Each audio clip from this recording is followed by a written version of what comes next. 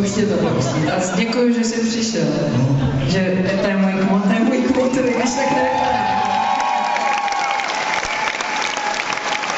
Já bych...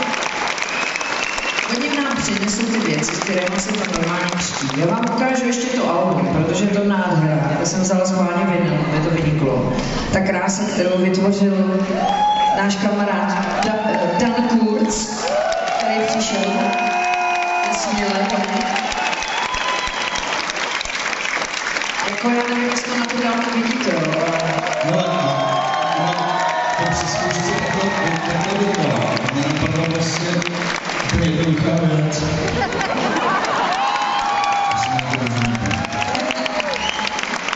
Že vypadám jako chrpák.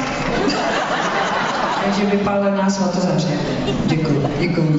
Takže my pustíme tu desku. Akorát my máme takový drink.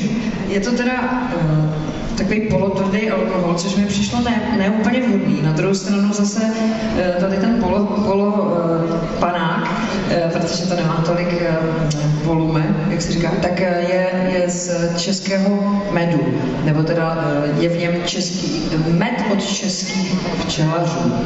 Takže jsme si říkali, že se to hodí, že to je takový medový.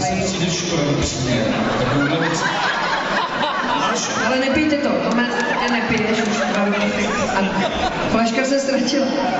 My jsme si...